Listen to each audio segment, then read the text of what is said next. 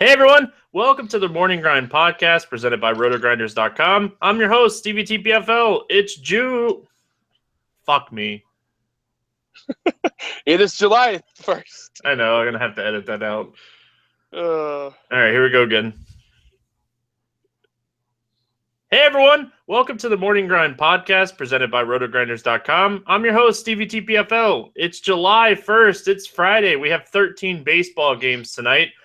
And it's nice to talk to my friend CJ again here. How you doing, my friend? Not bad. On the way back from a nice vacation, decided to stop and do the podcast with you. But yeah, I'm really excited for this slate. As I was telling you before we got started, I'm a big fan. Yeah, I'm a big fan of this slate as well. Also, sponsored by fantasydraft.com. Make sure you guys head on over to Fantasy Draft. Check them out. They have an $8,000 home run here tonight, only a 9-entry max. So if you're sick of playing against a ton of entries, here's a good slate to do it on. And it's a fun slate to have two pitchers. So make sure you guys check them out. Use promo code GRINDERS. That way you get a 100% deposit bonus up to $600, and you get free incentives for Fantasy Draft here at RotoGrinders for free for a year. So check them out. A lot of stuff going on here, CJ. We got a lot of baseball to talk about with 13 games. Let's go ahead and let's get it started, my friend. Let's do it. All right, first game that we have up here tonight, we have the Royals and the Philadelphia Phillies. Ian Kennedy against Jeremy Hellickson. What's your thoughts here on these guys? I think Ian Kennedy is going to be a really sneaky tournament play. The Philadelphia Phillies have been striking out a lot recently. The lineup kind of just isn't as hot as it was. And Kennedy can get some sneaky high strikeout totals in good spots. And this is one of them. Not the best ballpark of all time, but I do like his K upside here in this matchup, and he's moderately priced everywhere.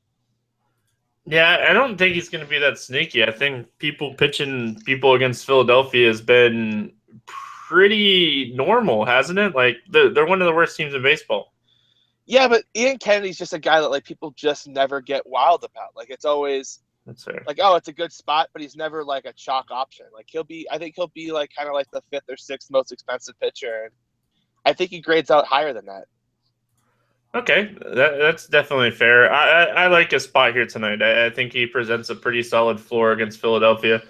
Gets a ballpark downgrade here going from Kauffman to Philadelphia, but like I said, it's one of the worst teams in baseball. Yeah, I love the spot. I think it's a great spot for tournaments tonight. Just let yourself get access to those high end bats that you're going to need, and without sacrificing too much upside at pitching. Jeremy Hellickson, he's been really good or really bad this year. I feel like that's fair. We've seen 40-point upside and we've seen 3-point games. Like, I just don't think I can do it here. I know Lorenzo Cain's on the DL. This lineup it's really weak, but they just still don't strike out.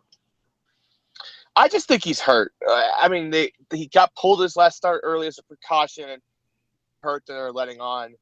Because he was pitching so good consistently at the beginning of the year, and these last couple of starts have just been kind of bad. I think it's time for him to just take 15 days and get right, but looks like they're going to trot him out there one more time, I guess. Yeah, he's dealing with a back injury.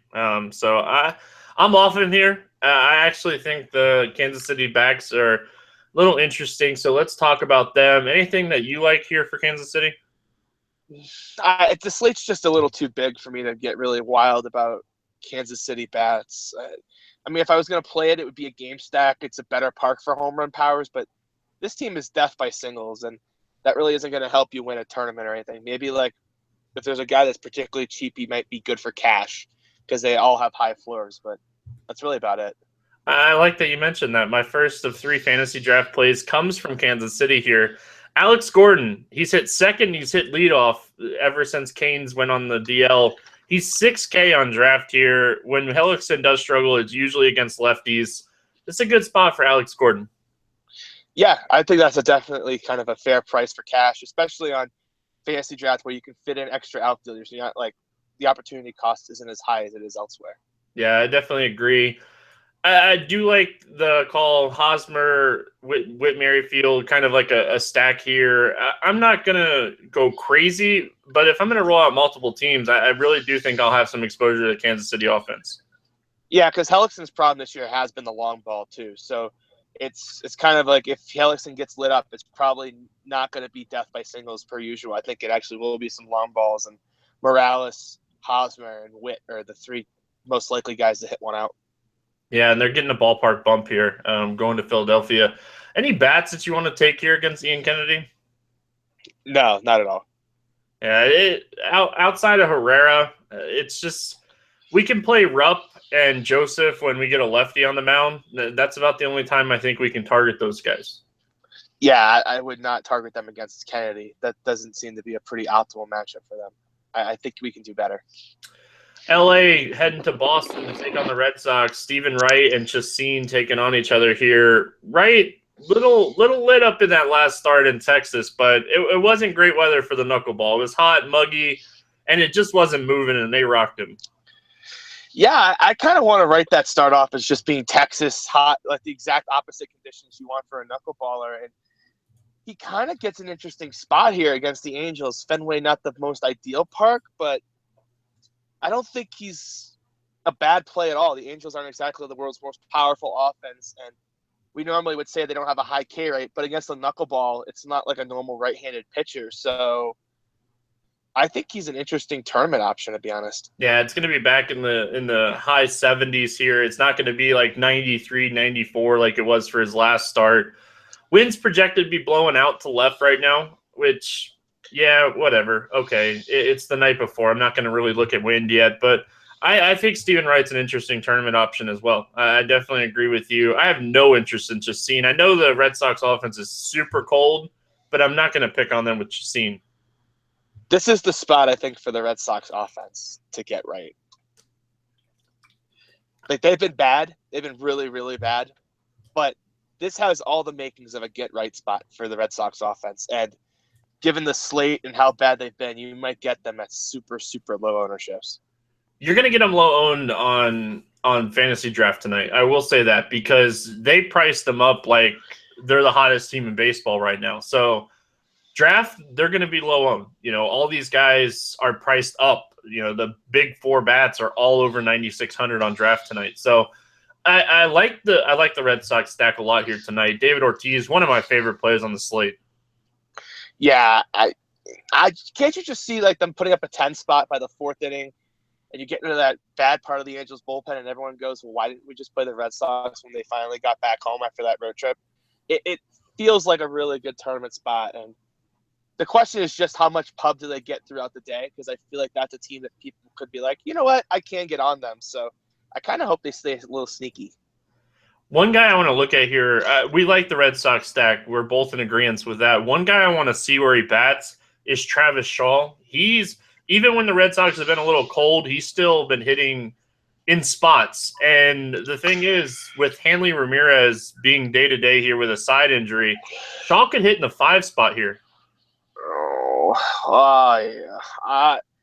Shaw's a guy that I like to target against pitchers that just refuse to throw fastballs at him, because he can't hit anything that's not a fastball. And Chacin feels a little too kind of junk bally for me to get really interested about Travis Shaw. Like, I would rather target him against a guy like Archer that just thinks his fastball is so good he can get by anyone. Chacin just feels like the wrong type of guy for Shaw for me. I think I would rather play Bradley over Shaw as like the 4th or 5th guy. That's interesting. Chacin, he throws a lot of fastballs. He throws a slider quite a bit as well, but his main or 2 pitches is his 2 fastballs. Yeah, I just think Shaw's going to see a heavy dose of the slider. But if he makes a mistake with the fastball, it will end up over the fence. So that's your Shaw upside if you play him. No, that's fair. Any Angels bats that you want here against Wright? I actually haven't had a chance to look up the Angels versus knuckleballs yet. So I don't know if there's any BVP, because that's kind of like the knuckleball versus BVP is my thing. I will look at that. I have a recollection that either Crone or Trout just destroys the knuckleball, and the other one is just terrible. So whichever one is good is the one I want to have some interest in. Yeah, none of these guys have really faced Wright a lot. Very low averages. Trout has a home run off of him in 5 at-bats, but nothing really specifically against Wright. We'll look at Dickey and stuff as the day goes along. Yeah, I that's definitely something I would take a look at if you're going to have any interest in the Angels guys. Is you want to take someone with success against the knuckleball. I definitely agree. I play Rajah Davis tonight, and that'll tell you how much I love the knuckleball BVP. Yeah, that is a true believer. Detroit at Tampa, Drew Smyly, Michael Fulmer. Fulmer skipped a start here. They're going to kind of limit his innings this season. I like Fulmer. I'm a big Fulmer fan. I love this matchup for him here against Tampa Bay at Tampa. They strike out a ton against righties. Is he a guy you're looking at tonight? Yeah, wasn't it Tampa the team that he struck out like 11 or 12 against earlier this year? Yeah, 11 strikeouts, 7 innings, 63 FanDuel points. Yeah, that's your upside right there with Michael Fulmer in this matchup against the Rays. Any right-handed pitcher against that team can just absolutely go put up a huge number. Yeah, they brought in a lefty bat in Arcia, but that's a couple of strikeouts or a home run. That's usually what Arcia brings to the table. So I love Fulmer in this spot. I'm a big fan of his tournament upside. He's still not a guy who playing cash games, but I think he's a really solid tournament option here. Yeah, I think I even wouldn't mind if you wanted to play him in cash games. There's no obvious top end guy. If you want to take the high K floor, I actually wouldn't mind it. Yeah, he's 21,000 on Fantasy Draft, where I would have interest as a SP2. It is a tad expensive, but there's no one really at the super top that I think is just a lock and load tonight. So if you love Fulmer, I wouldn't mind you doing it as an SP1 even. Drew Smyly here against his old team in Detroit. He has some strikeout upside, but he can definitely get blown up too. Yeah, at least the game is in Tampa. That's good. If the game was in Detroit, that would be probably a bigger problem. I definitely don't think this is the spot for Drew Smyly. I think there's a lot more other interesting options in the mid-tier, so I would go somewhere else. Yeah, Smyly, big home run numbers to righties, really high hard contact rate, high WOBA to righties dating back to last year. Can I interest you in some Detroit bats here against Smyly at Tampa? Yeah, you can talk me. I can absolutely get on board with Nick Castellanos, Ian Kinsler, Miguel Cabrera at any time. Miguel Cabrera on FanDuel, 3,700 here. I think he's going to be your cornerstone for your cash game play. He should be. Yeah, that's too cheap, right? 3,700 for Cabrera against the lefty. Yeah, it's not Kershaw. It's not David Price. He should be priced over 4K. Cameron Maybin, Justin Upton, any interest there? Yeah, if I'm stacking in tournaments, but they're too volatile for any sort of cash game for me. Now, looking at Tampa against Fulmer, I have no interest. I'm fully okay with, on a 13-game slate, looking elsewhere. Yeah, I wouldn't roster a single Rays hitter, to be honest. Chicago Cubs, New York Mets, Jacob deGrom against Jason Hammel. Man, as much as I want to play deGrom here, the Cubs offense has really come to life.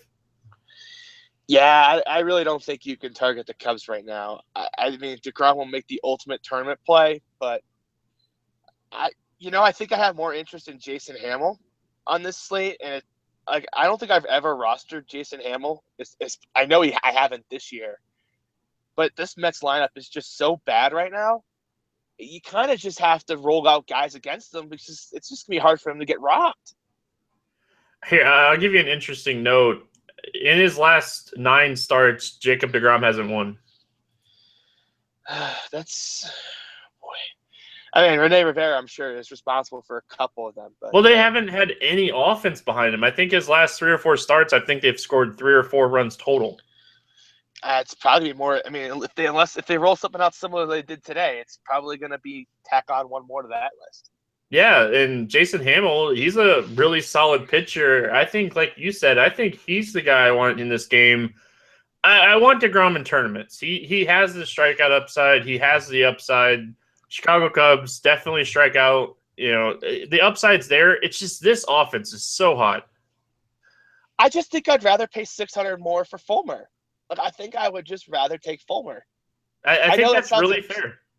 it's insane, but it's just the matchup is just way better. And the ownership levels are probably going to be not that far off of each other, and they probably should be a wider gap, to be honest. I think that's a really fair point. Sell me on Jason Hamill here. I mean, it just comes down to how bad the Mets lineup is. I mean, Hamill's above average. He's good. He's never going to be a great starter, but against the Mets, even average starters can put up big numbers. I think, you're looking at a pretty safe bet for a win, 6 or 7 innings, 6 or 7 Ks, and without an obvious stud on the board, I think you can hang in there in tournaments on this big of a slate with a start like that.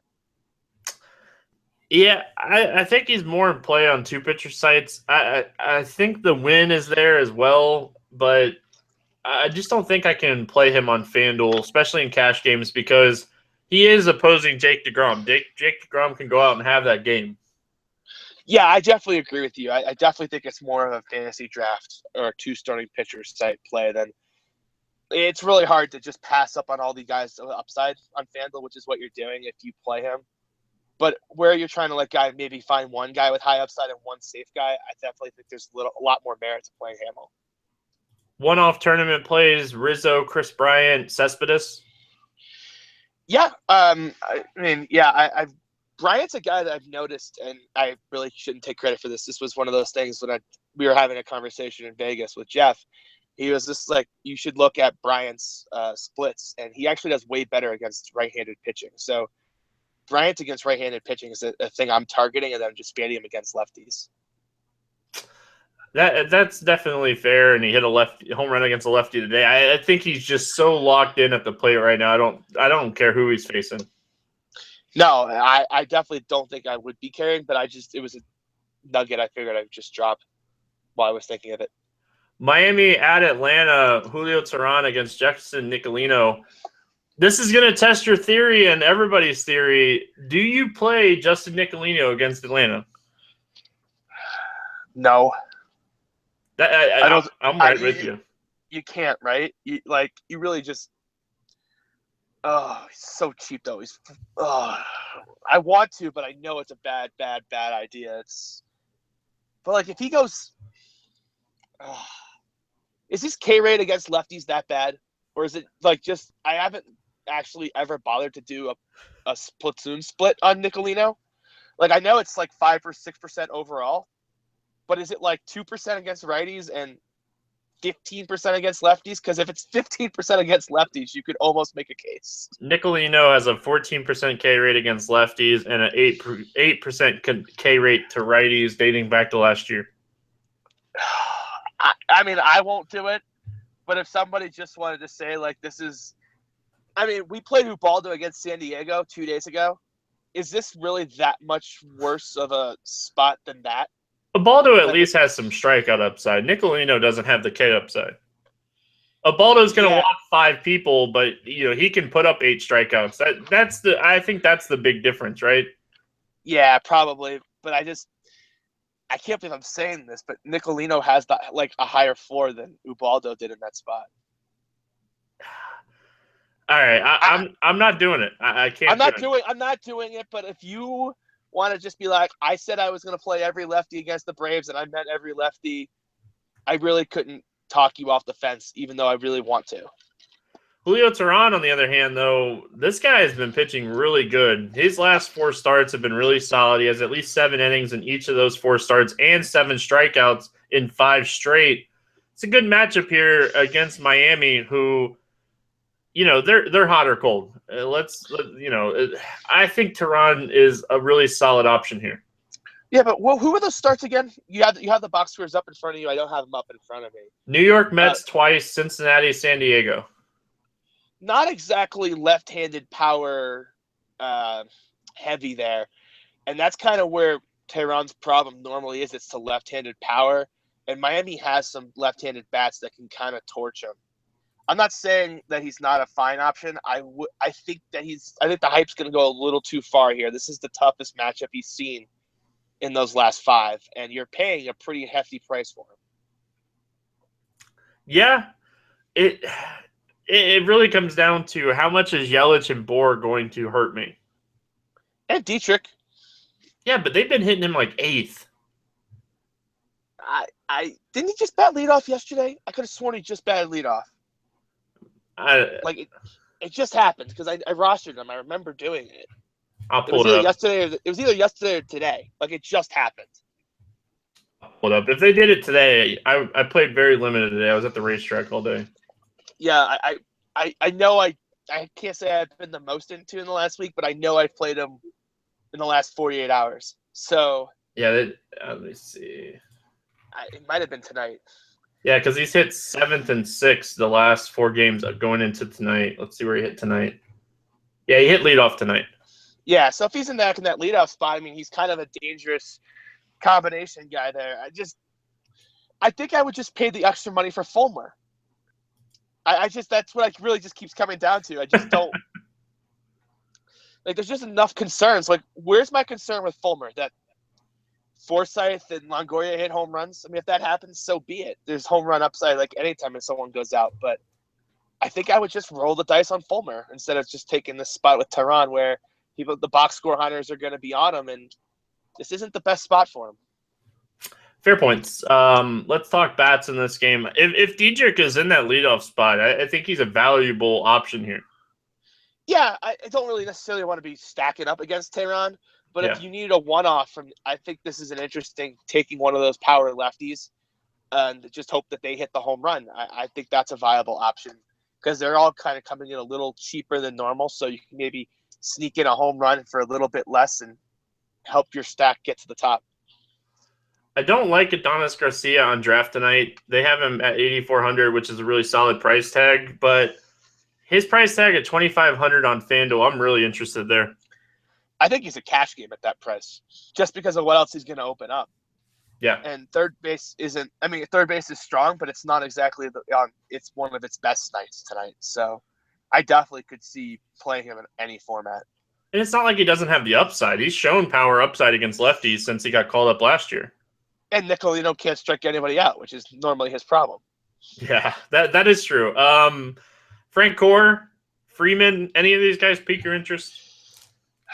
No, I refuse to roster Jeff Francoeur unless I'm playing in a 2010 Retro League. One other name I'm going to throw out here. Punt catcher on FanDuel, Tyler Flowers, 2,200. He's going to be owned, though. If he bats like 5th, he's going to be like 25%. I could fade Tyler Flowers as a chalky option. I'll pass. If Flowers is going to be 25%, I can fade him too. But he's been that sometimes this year against these bad lefties. That's crazy. If you want to play him on draft, nobody's going to play him over there. He's only 6,600. Nobody plays catchers there. Yeah, absolutely agree. Next game, Texas at Minnesota. You want to talk about a game that should have some offense? Martin Perez against Irvin Santana. I'm guessing you're not on the pitchers here. That is a very solid guess. So since CJ's coming back, aren't you one of the ones that love the Twins and play them all the time? Yes, I was, but this is an awful spot. I won't stack against Martin Perez at any time this year. No, I'm saying they're extremely hot. You're coming back from vacation now. Now's the time to jump off the Twins bandwagon. That's all I'm saying. Oh yeah, no, they've been great, and I actually drove to the border a couple days just to play the Twins, which was a very profitable decision. Yeah, but this is an awful spot for them. Martin Perez just doesn't get lit up ever. He just gives up so many ground balls. It's if he gives up a line drive single, it's a ground ball double play. He just doesn't give up the home runs that you're going to need on this big of a slate. I think the Twins are a pass, and I love the Rangers though against really anyone on the Twins pitching staff. Whoever starts and whoever's coming out of the bullpen, they're all in play. Yeah, I love that call, Perez. I never stacked against him as well. Massive ground ball guy, doesn't give up home runs. That's an excellent call. I'm off the Twins here as well. It'd be interesting to see when Sano returns from the DL, because I saw last night I was writing and ESPN Top 10 came on, and Sano was playing a AAA game, and he had a fly ball, and he missed it, and it hit him in the head, and the guy next to him caught it, and it was one of the top 10 plays. So It was That's amazing. It was interesting. So yeah, let's talk Texas here. I like Texas a lot. I think this is a great spot for them. Ervin Santana, always a guy that I'm willing to pick on, especially with left-handed bats. Man, we can fire him up here. Chu, Mazara, Fielder. I love Desmond I love playing him in my stacks because everyone never wants to pay that price for him. And it helps you get that 1 through 4, that 1, 2, 3, 5 stack. Desmond's probably like one of my favorite Rangers in GPPs. And I think that's fair. Like, he's having that season. Like, he's having his breakout. This is the season we expected like 2 or 3 years ago from me and Desmond. Yeah, we thought last year in that contract year that he was eventually just going to turn it on and have one of these halves, and just didn't happen. But this year, the Texas, the better wind, the better ballpark, better weather, and he's putting up a monster year. Second fantasy draft play here for cash games under 8K. I love Nomar Mazara. I play him all the time. I recommend him all the time. He's a consistent kid, and he's young, and this guy's only going to get better. Nomar Mazara, 7,600. Like him a lot here. I couldn't find any reason to disagree with you on that one. Yeah, it's really hard to disagree about Nomar Mazara right now. What's your thoughts on Fielder? I think he's starting to come alive here. He's been a guy that I've been playing for a solid floor, and he continues to stay cheap on FanDuel under 3K. Yeah, I think this is a really good spot for him. The ballpark isn't the best. Having to hit it over that wall in right field is kind of annoying, but that's not going to deter me when he's priced under 3K. I'll take a double with some RBIs. Yeah, no, especially under 3K, you don't have to be getting 2 home runs for him to pay off a price tag. So I just always hate left-handed power in that park, but when they're priced that cheaply, you can still take it. We're going to get to my favorite stack of the night in this game. Chicago White Sox, Houston Astros, Michael Fiers against Miguel Gonzalez. I'm sure you can guess who my favorite stack is tonight, CJ. Yeah, and you might need to be a little careful here. Uh-oh. Tell me why I shouldn't stack Houston everywhere. But it depends how many lefties are in that lineup. Miguel Gonzalez's numbers against right-handed bats aren't as bad as you would ever think they are. They're actually pretty league average. If they stack all the lefties, then of course bombs away. But if they start playing some of those extra righties in there, like Gaddis and those type of guys, I think that you can. I'm not saying to fade them completely, but they're going to probably be the chalk offense, and I'd have some concerns if they start putting extra right-handed bats in there. It's fair. His stats against righties, they don't really concern me as much as they concern you. 336 WOBA, 1.40 WHIP, like 30% hard contact. It's nothing to really scare me against. In Houston, man, they're hot. Yeah, I mean, honestly, there's just a couple other sneakier spots on the board, and it's just a situation where, I mean, Houston's going to be so heavily owned, right? I mean, the total's going to be through the roof. They're going to be massive minus 170, 180 favorites. And I just think there's a lot of good spots on the board. So I certainly don't mind playing the lefties, but I would just pass on Gaddis, Correa, and Altuve if I was stacking Houston. Yeah, stack it up with Springer, Rasmus, even AJ Reed. Reed, it's going to happen, right? Reed's going to have a big game. This is the AJ Reed coming out party. See, like, that's the guy you could get me on board with. Like, I could go all in on AJ Reed. This is the perfect spot for AJ Reed to have a 2 home run game. 6,000 on draft. Let him be in that 5 or 6 spot, please. Yeah, I think he's gonna be. I think this is a really good spot for AJ Reed. Michael Fiers, does he pique your interest at all?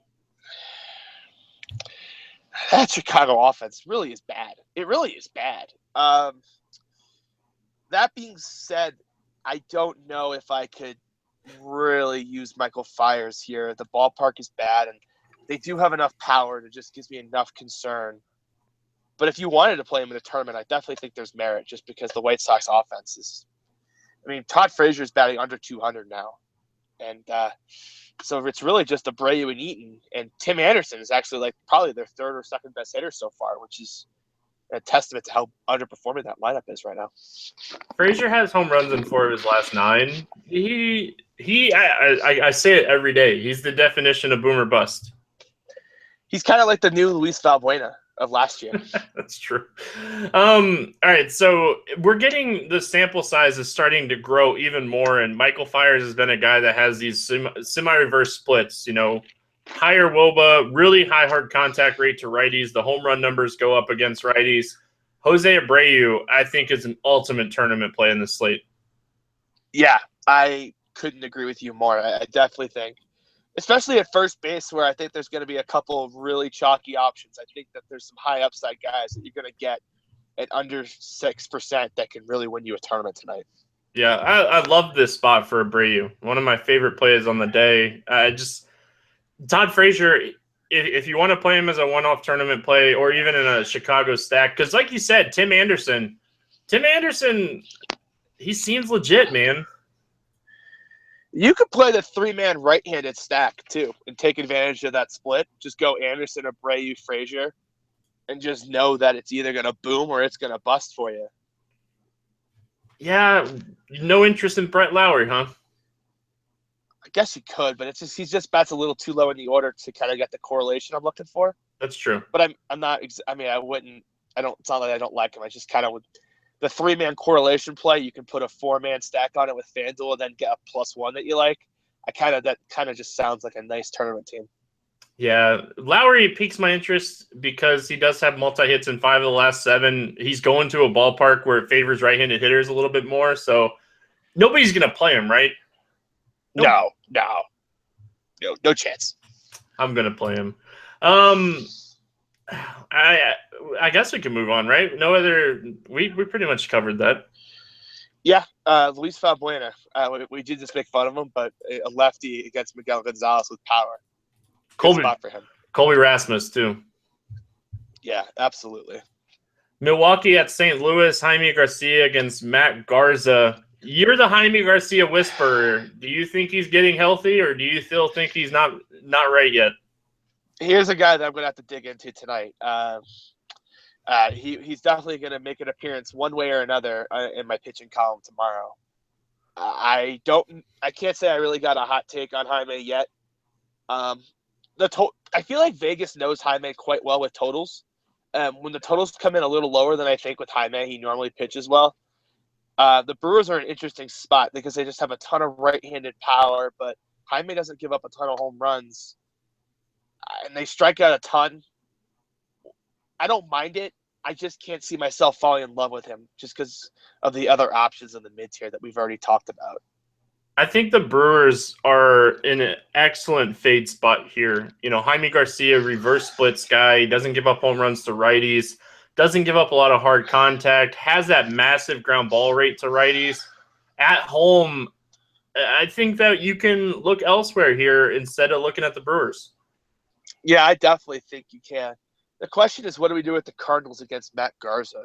That's going to be – yeah, I assume you're going to say play the Cardinals bats, right? You play Brandon Moss, right? Brandon Moss has over a 400 ISO against righties this season. He is just mashing the baseball. Did you see how far that ball went tonight? 470-plus feet. That thing was absolutely destroyed.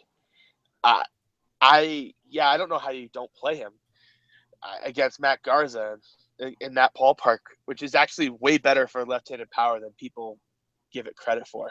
And if you play on DraftKings and you play Moss at first base, you're an idiot. I would have said it slightly nicer than that, but sure. No, I want to get the point across, and the only time people listen to you is when you're being really front with them. I mean, I am the hot take guy, so I understand that quite well. So, that's not being contrarian. That's being stupid.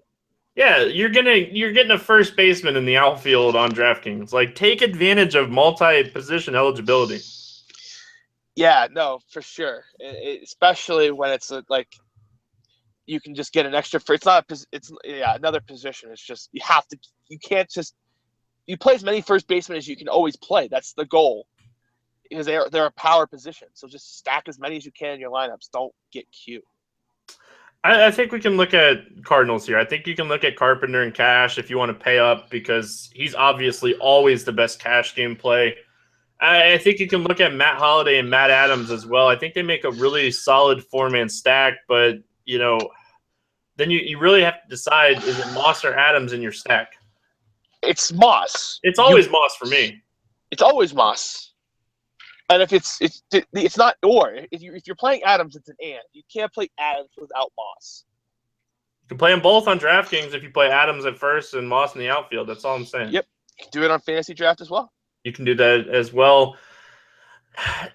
Both these guys are in great spots. They absolutely mash. This whole team mashes Garza. Like, this whole team, the BVP against Garza is just insane. And it's not like Garza's a better pitcher than he was 5 years ago. He's gotten worse. Yeah. This just has a 10-1, 9-2 beatdown written all over it. The question is just simply how many home runs do the Cardinals hit? Adams, Moss, Peralta are all hitting over 450 against Garza. Yeah, and the thing is too, I feel like on these bigger slates, people don't look at BVP as much. They just kind of like the ownership spreads itself out. So I think that these bigger slates are kind of the time to take advantage of that situation when it's over such a large sample, just of constant destroying. Like, the Cardinal stack is a sneaky snack tonight. I think I might have sold myself on a Cardinal stack. I think you sold me on one as well. Yeah, I started looking into it more and how bad Garza's been, even last year. It's just, this is an excellent spot for the Cardinals. You guys got to hear that breakdown in our minds live on the podcast. Yeah, it's gonna be and they fit really well with the Astros too. Oh, just saying. I'm not really loving Milwaukee bats. Ryan Braun has had that upside this season. Is he the one guy you might look at against Jaime?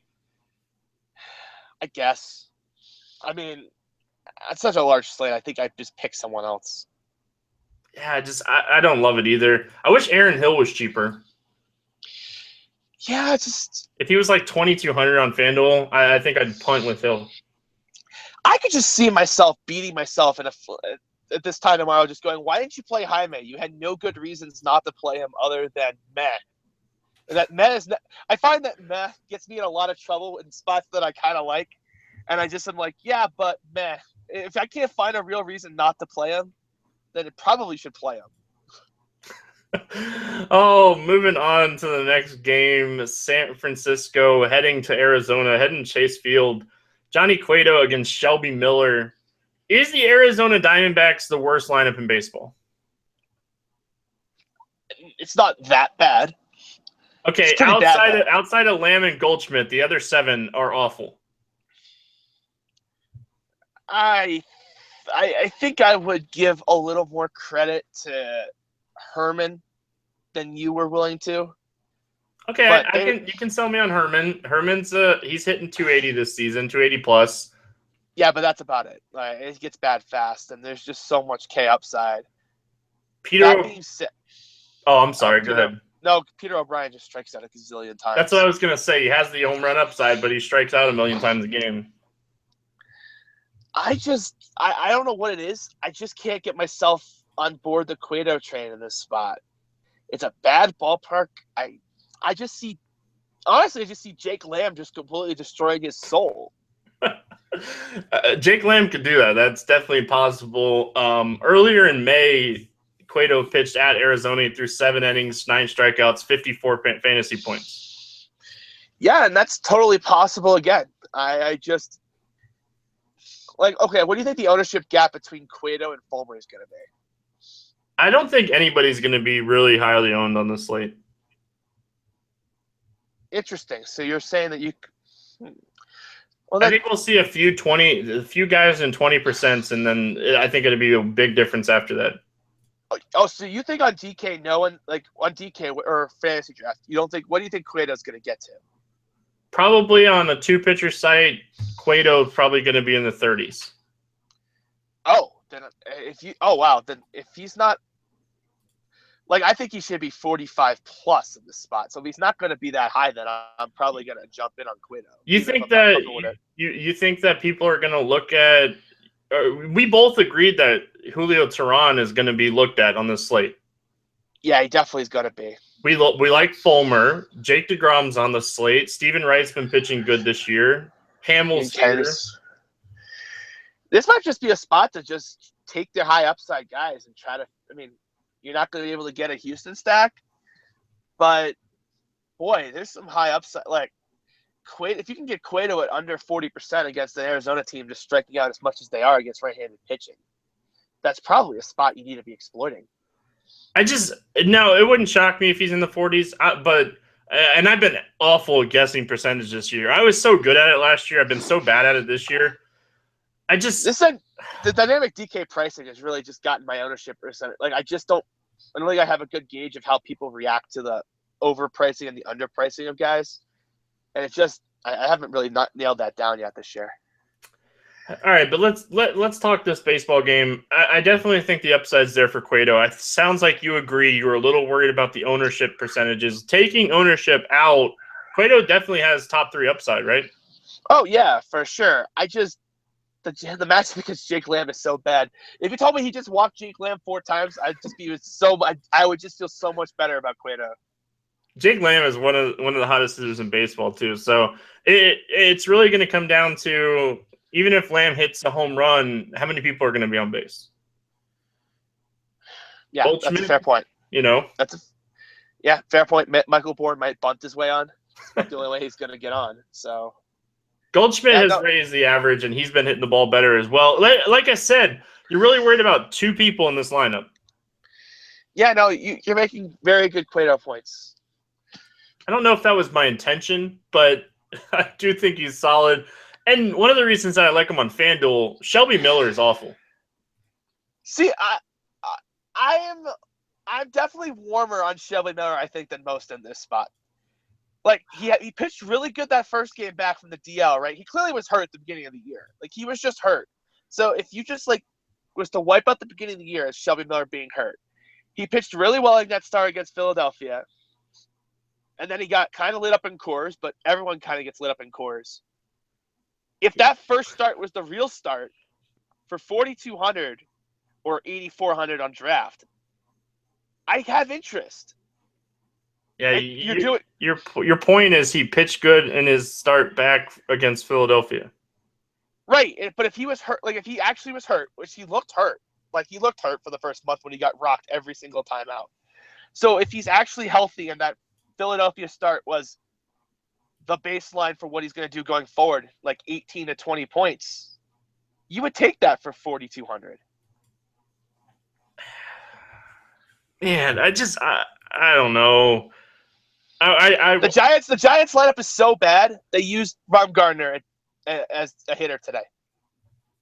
That's because Bochy's an idiot.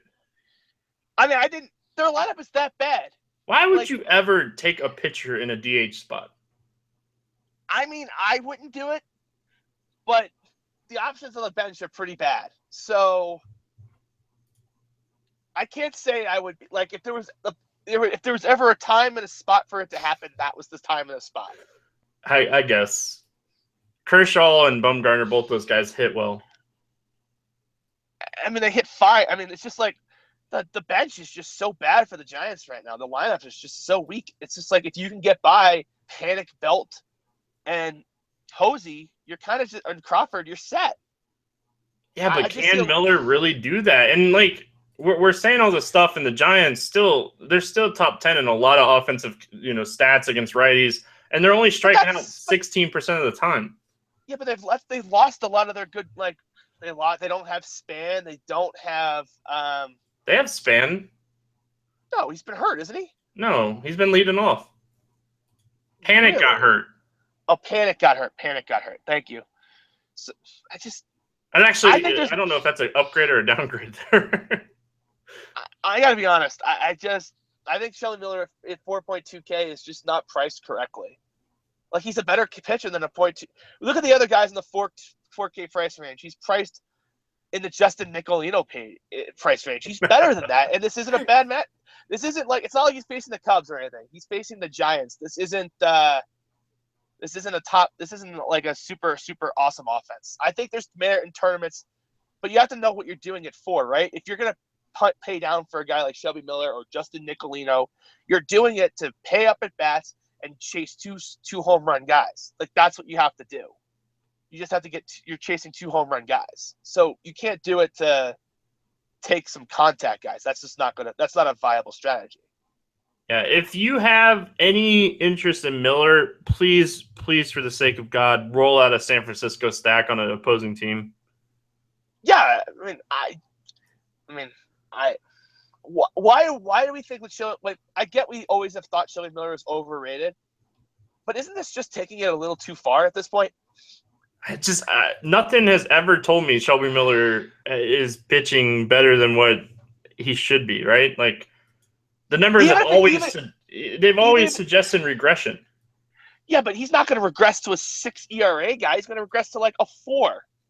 In Chase Field, though, he pitched in St. Louis and Atlanta. Those are favorable parks. He's in Chase Field now. Yeah, but he also pitched to like a 3.2 ERA in those spots. So like if he regresses to let's say he regresses to a 4.5 ERA guy. 4.5 is solid. I think that's a fair number.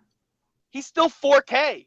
He is 4K. Like, you're playing him for your price. You're You said, you're paying him to get in your Brandon Moss, your David Ortiz, your Colby Rasmus's. You're getting the double home run guys. That's why you're playing him. Right, and you're just hoping that he keeps you in the ballgame. That's all you're hoping for. You're like, don't give up 7 earned runs like you did against Colorado. Right. And he only gave up 2 earned runs against the Giants earlier this season. Like, just get me 12 to 14 points and then get the hell out of the game. He's pitched against the Giants twice this year. He only threw 2 innings in the one game at San Francisco. I think that's when he had the blister. The other game was at home. It was 5 2/3, 7 hits, 3 earned runs, 2 strikeouts. I mean, still, that's not the end of the world. not at 4K. You're right. I think we can agree that a giant stack is the way to go. You don't want to try to play these guys in one-offs outside of maybe Brandon Crawford. Yep, absolutely correct. All right, let's move on here. We spent a lot of time talking about Shelby Miller. We did. But he's either going to go for -10 now or for 20. Like, one of us is going to be right on Shelby Miller. It might be both of us. We'll see. Pittsburgh at Oakland. Sonny Gray, Jeff Locke. Sonny Gray? No? Yes? Maybe? Really? This is the wrong slate for Sonny Gray. Like, we can't get ourselves more excited about Ian Kennedy or Jason Hamill. We really have to roll out Sonny Gray. No. Okay. I can't run out Sonny Gray. I just asking for purposes of doing the podcast, I guess. And Posey hit a 3-run home run his first at bat. I'm looking good tonight. Anyway, sorry. Yeah, I mean, it's good to see the power from Posey. He really hasn't had much power all year. Maybe he's finally getting healthy. I think he's starting to get healthy too. I can't roll out Sonny Gray. There's too many guys that I like more on this slate to kind of just roll out a guy I feel like is just meh. Sonny Gray is very meh, whatever you said. I agree. Pittsburgh has been struggling, but this is a spot they could put up some runs.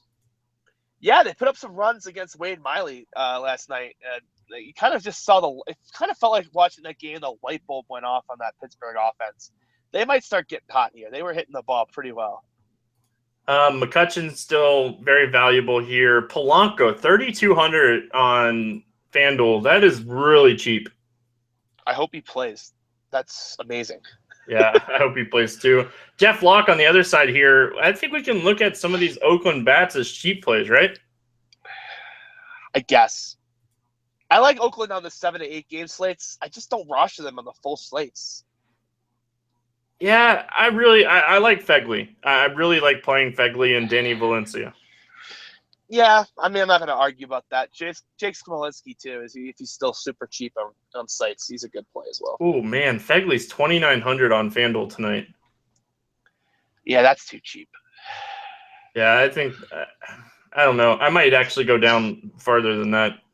I could see on FanDuel now that the punt catcher is going to be super popular tomorrow. There's a bunch of interesting options down there. Any other thoughts on this game? Nope. All right, Baltimore at Seattle. Gossman against LeBlanc. We dug into LeBlanc a lot last time for his first start out, and it was pretty much exactly what we thought. The guy he doesn't have strikeout upside, but he doesn't get hit very hard, and that was a lot what we've seen with him. I think in 2012 and 2013 was the last 2 seasons he pitched. This game just feels like the ultimate trap, and you just need to stay away on all sides. Like, this has 3-2 written all over it, or 4-3. Or 8-9. I don't see – you think Gossman's going to get lit up? I don't see it. When Gossman – I will say, when Gossman struggles, it's usually righties, so you're really only worried about Nelson Cruz. Daeho Lee's been actually starting now the last 2 days. They finally told Nelson Cruz, you're playing some right field. We need to get Lee in the lineup. Did well the first night. Obviously hasn't finished the game tonight, but I think you might start seeing that a little bit more. So if Lee's in the lineup, I think he's in a very interesting contrarian play at first base. I love Cruz in tournaments tonight. I think he's a really solid one-off as well. Yeah, you're never going to argue. You're not going to get an argument from me about playing Nelson Cruz in tournaments. Yeah, Gossman, 95 innings to righties dating back to last year, over a 2 home run per 9. Yeah, that's definitely a great one-off tournament call. LeBlanc, what do we do here? Like, everything is said, like, this guy doesn't get hit hard, but we have probably one of the hottest offenses in baseball going against him here. I think that they're going to be super highly owned. They're going to be like kind of like they were against the Padres, where they were like 15% owned. That one night where everyone kind of thought they were sneaky and they didn't end up being sneaky. I think they're going to end up at that kind of ownership tomorrow, and I think that you could do better. I think I would rather play Houston at 20-something% than Baltimore at 13 or 14, to be honest. Yeah, I'm not going to go crazy, but if I roll out like 10 teams, I'm definitely going to have a Baltimore stack. Yeah, that's perfectly fine. I definitely agree. I wouldn't go crazy. If you're playing a bunch of teams, I wouldn't completely fade it. Colorado at Los Angeles taking on the Dodgers. Bud Norris, Jorge De La Rosa. Norris to the Dodgers, Kershaw to the DL. That makes everybody in DFS really sad. Yeah. Norris is not available on DK. We should mention that. I don't know what he is on Fantasy Draft. I hadn't had a chance to look. I just noticed that he was not in the player pool. He is 12,000 on draft. Okay, so it's just DraftKings. He's still listed as a Braves pitcher, so he won't be active tomorrow, so don't play him over there. It's kind of an interesting – so he was in Atlanta, gets traded around like 3 o'clock this afternoon, flies out to L.A. to make this start. Like, normally I would have interest in Bud Norris in a huge park against a team that kind of can be hot and cold on the road. But I almost have interest in the Rockies just given the time zone difference, the flight, the having to find a hotel. Like that, it's all factors outside of baseball. You could talk me into a Colorado stack and if he gets lit up, they might just leave him out there for a while. So let me my third and final fantasy draft play here. Carlos Gonzalez, 6,600 against Bud Norris in this spot. You know what you do when he's 6,600 against Bud Norris? You play him. Blackman 7,200, Arenado 7,600. Yeah, I'm definitely gonna have a core stack. Trevor Story 6,300. Like, these prices, like, even on DraftKings, the Rockies, really great salary relief tonight in this matchup. Yeah, and I don't want to give away all the secrets, but if you do that, it lets you go contrarian at pitcher in a very interesting way. Yeah, I agree. Like, it's really hard to overlook the Rockies at these price tags on Fantasy Draft and DraftKings. I agree completely. So I wanted to throw that out there. Dodgers, man, Dodgers so cold right now. And I don't love them against lefties in the first place. I like 2 bats here for the Dodgers, and that's Scott Van Slyke and Trace Thompson. Yeah, no arguments for me. Not saying I'm in love with them, but if you wanted to throw them out there. Those are the only 2, right? Like, De La Rosa is not an awful pitcher. He gets the rap because he pitches at Coors a lot. You could honestly play De La Rosa today. Like, I think he's in play. I won't do it, but you could do it. No, and I don't hate that at all. I like the price tag on Trace Thompson on draft. He's 6,400. Yeah, that's too cheap. Yeah, and Scott Van Slyke is 5,600. Like, yeah. Yeah, absolutely too cheap. You can look at the Rockies Dodgers for salary relief. That's all I'm going to say. Moving on to the last game of the night. New York Yankees flying out to Coors Field Light, San Diego, Petco, Nathan Eovaldi and Colin Ray. This could be a game where we see a lot of another good amount of runs scored here by the Yankees. Or they could score 0. Uh-oh. The range of outcomes in this game for me is so wide. I don't know what to do. I think we play Eovaldi, right? Like, we have to have some interest in Eovaldi. Yeah, that's what I'm saying. Like, any righty against the Padres is in play. Yeah. Like, but I can see the Padres getting shut out. I can see the Padres scoring 10. I could see the Yankees scoring 0. I could see the Yankees scoring 10. I just have no feel for this game at all. Yeah, like, Eovaldi's biggest issue has been home runs. Like, so Will Myers and Matt Kemp, BJ Upton, Solarte, maybe these guys have solo home run upside, right? But yeah, like, that's not going to kill you. And like, people are going to see his ERA, which is massive this year. Eovaldi's ERA is massive. It's really high. I think it's like 5 something. But his SIERA and his xFIP suggests that he's getting a little unlucky. Still a 20% strikeout rate. Still a guy that has a 50% ground ball rate. His biggest issue this year has been home runs. Yeah, and Petco helps neutralize the home runs. So I definitely think that he's an interesting option tonight. Colin Ray, no interest for me. I'm not a Colin Ray fan. I never have been a Colin Ray fan. He doesn't give up a lot of home runs to lefties, I will say that, but he does give up a lot of hard contact to lefties. Yeah, absolutely. So I'm going to probably look at guys like Ellsbury and Gardner, and I think that's pretty much where I'm going to end up. But Brian McCann, he piques my interest always as a catcher. Yeah, totally agree. That's going to wrap it up here for the breakdown of the games. Let's play some home run derby, CJ. I know you've been waiting to play this. It's been a while. Yeah, it's been a while. So are we banning Brandon Moss? We can ban Brandon Moss. That's fine. I mean, we both love him so much. I feel like that one of us is going to be massively disappointed. That's fine. We'll take Moss off the table. Both of us, CJ and Stevie, it's a bonus call. We both think Moss is going to hit a home run here. Yeah, I love Brandon Moss tonight.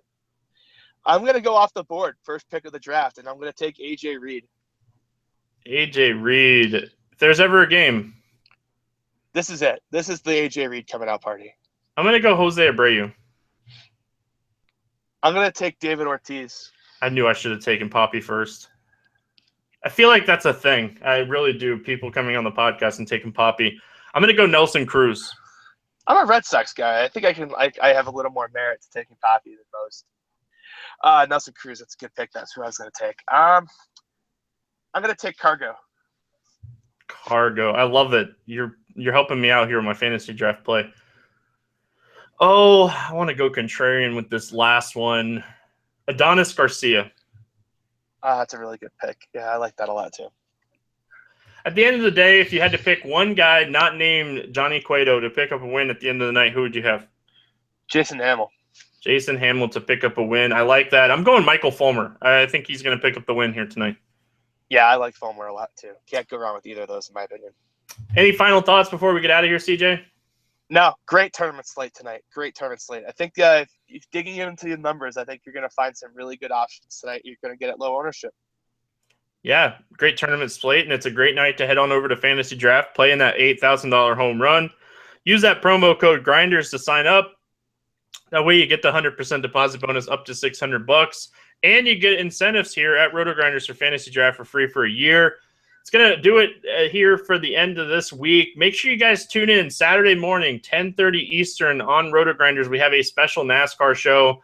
I wouldn't say I'm the best, but I'm pretty darn close to it. So make sure you guys are checking that out. And RotoDoc's going to be joining me there. And big tournaments here on DraftKings for NASCAR this weekend.